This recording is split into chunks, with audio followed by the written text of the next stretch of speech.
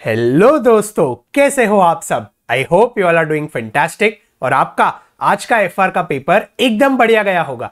In this video we are going to review your FR paper and then I am going to share you few insights about your SFM paper which is day after tomorrow. तो ये video and तक देखना। सबसे पहले अगर हम discuss करें तो your today's FR paper was easy because most of the questions were asked from module as well as there was one question from RTP. So first let us discuss that from where the questions were asked. Your question number 1 was on chain holding as well as fair value का calculation. Chain holding का module का as it is question आपको paper में दे दिया था, तो I hope आपने ये क्वेश्चन एग्जाम में अच्छे से अटेम्प्ट किया होगा और करेक्ट अटेम्प्ट किया होगा। उसके बाद का जो क्वेश्चन नंबर 2 था वो पूरा रेवेन्यू रिकॉग्निशन पे था। आपको इंडियाज 115 का यूज करके जितने भी रेवेन्यू रिकॉग्निशन के प्रिंसिपल्स थे वो अप्लाई करके क्वेश्चन सॉल्व करने थे। उसके बाद जो क्वेश्चन 3 था दैट वाज ऑन इंपेयरमेंट, फिर reconciliation and integrated reporting. Integrated reporting का तो थियरी क्वेश्चन था, आई होप आपने वो चैप्टर पढ़ा होगा तो अच्छे से लिखा होगा। इंपेयरमेंट का जो क्वेश्चन था वो भी मॉड्यूल में से था और रिकंसिलिएशन का जो क्वेश्चन था which was based on Indians 12 income tax वाला, वो आरटीपी का एज इट इज क्वेश्चन था, सिर्फ वो लोग ने नंबर्स चेंज कर लिए थे। तो अगर आपने नवंबर 22 का आरटीपी अच्छे से किया है तो ये क्वेश्चन उसी में से आया था।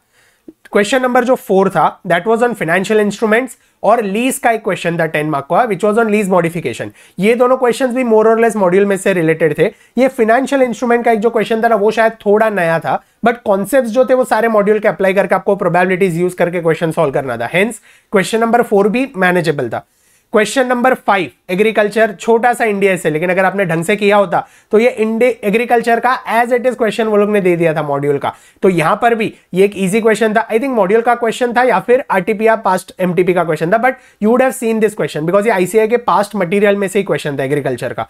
उसके बाद एक ईपीएस का क्वेश्चन था और शेयर बेस्ड पेमेंट का क्वेश्चन था। ये दो शेयर बेस्ड पेमेंट तो as it is easy question था और ईपीएस का जो क्वेश्चन था वो भी मॉड्यूल में से ही था। और जो क्वेश्चन नंबर 6 था that had questions on events after reporting period, then there was question on this provisions, contingent asset, contingent liability, फिर एक operating segments का क्वेश्चन था और जो लास्ट क्वेश्चन था वो कंसोलिडेशन पे था। तो आई होप ये सारे चैप्टर्स आपने अच्छे से पढ़े थे और आपने पेपर एफआर का अच्छे से अटेम्प्ट किया था। आप सबके ये चेहरे पर हंसी जो दिख रही है यहाँ पे, दैट मीन्स कि आपका पेपर अच्छा गया था। और इनकेस अगर आपका पेपर थोड़ा प्लस माइनस गया हो या फिर आपने सिली मिस्टेक्स की हो तो डोंट वरी एट ऑल। अभी जो एसएफएम का पेपर है उसमें आपको अच्छे से रॉक करना है। तो एसएफएम के पेपर में बारे में आपको अगर थोड़े इनसाइट्स मुझे शेयर करने हैं तो first thing, since your FR paper was easy today, सबसे पहली चीज आपको क्या करनी है, एफआर का जो पेपर है ना उसे कहीं ड्रॉअर में रख के लॉक कर दो। एफआर के पेपर को अभी डिस्कस नहीं करना है। एफआर का पेपर खत्म हो गया, आपने 3 आवर्स जो लिख लिया है वो आईसीआई को मिल गया है। अभी आईसीएआई चेक करके आपको बढ़िया मार्क्स देने वाला है। So don't worry at all, FR में आपको बहुत अच्छे मार्क्स आने वाले हैं। अभी हमारा फोकस किस पर होना चाहिए, एसएफएम पे होना चाहिए। अभी एफआर के पेपर में अगर मॉड्यूल के क्वेश्चंस आए थे, आरटीपी के क्वेश्चन थे, पेपर स्लाइटली इजी था, थोड़ा लेंथी था, तो अभी एसएफएम के लिए you have to be a little cautious. There is a chance that your SFM paper might be a little difficult. There is a chance I am telling. अगर SFM का paper difficult आता है, if your SFM paper is difficult, then don't worry at all. क्यों? क्योंकि पूरे India के लिए वो डिफिकल्ट है और अगर डिफिकल्ट पेपर आता है तो उसका चेकिंग इजी होता है।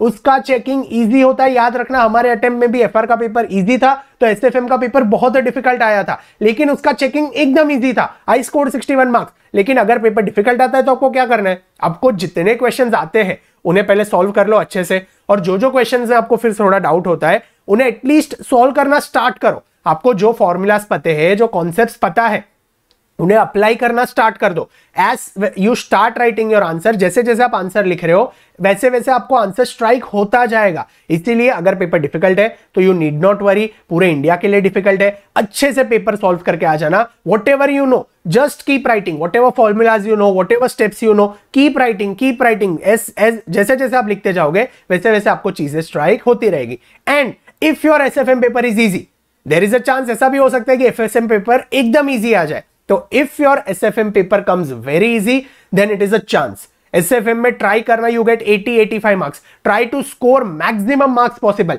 एफआर भी इजी, एसएफएम भी इजी। अगर ये दोनों पेपर में आपको एग्जामिशन मिल गया फिर ऑडिटर लॉ का हमें टेंशन ही नहीं है। ऑडिट लॉ में we'll just bring 40-40 and we are done with group 1। So SFM का पेपर अगर डिफिकल्ट आता है तो डरना नहीं है, पूरे इंडिया के लिए डिफिकल्ट है, आपको जो आता है उसे सॉल्व करते रहना। और अगर एसएफएम का पेपर इजी आता है then it is a game changer, फिर तो आपको बिंदास अच्छे से 3 घंटे परफॉर्म करके बहुत ही बढ़िया मार्क्स लेके आना है। Now you ask sir SFM paper में कौन सी चीजों का हमें ध्यान रखना है, पेपर लिखते वक्त हमें कौन सी चीजों का ध्यान रखना है, तो ये सारी चीजें मैं ये वीडियो में नहीं बताता हूं क्योंकि आपका टाइम एकदम क्रूशियल है, 1.5 दिन ही हमारे पास और हमें एसएफएम का पेपर लिखना है। मैंने ऑलरेडी एसएफएम का एक स्ट्रैटेजी वीडियो यही चैनल पे अपलोड किया है, तो आप यहां से तुरंत वो वीडियो में जाओ, मैं डिस्क्रिप्शन में भी वो वीडियो का लिंक दे दूंगा प्लेलिस्ट का, तो अगर आपको वो वीडियो देखना है वहां पे तो तुरंत फास्ट फॉरवर्ड में 1.5x या 2x के स्पीड पे जितने पेपर प्रेजेंटेशन टिप्स है ना वो एक बार देख लेना। पेपर प्रेजेंट करते वक्त एसएफएम पेपर में आपको कौन सी चीजों का ध्यान रखना है वो सिर्फ सारे पॉइंट्स वहां पे देख लेना और फिर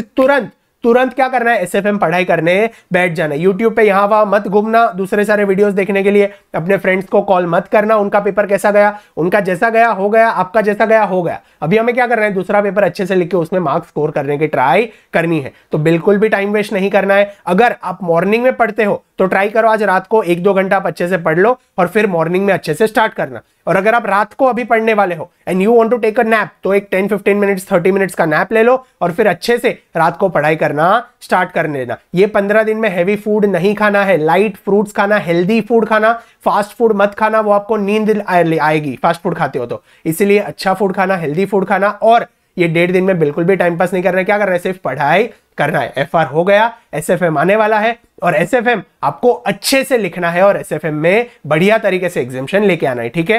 तो एसएफएम का स्ट्रैटेजी वीडियो में पेपर प्रेजेंटेशन टिप्स देख लो और एसएफएम की तैयारी में लग जाओ। आई एम श्योर आपका एसएफएम का पेपर एकदम बढ़िया जाएगा, आपको जरूर उसमें एग्जामिनेशन आएगा, ठीक है। So all the very best for the SFM, do well, keep smiling, stay motivated and keep studying. मिलते हैं अगले वीडियो में, तब तक के लिए बाय बाय।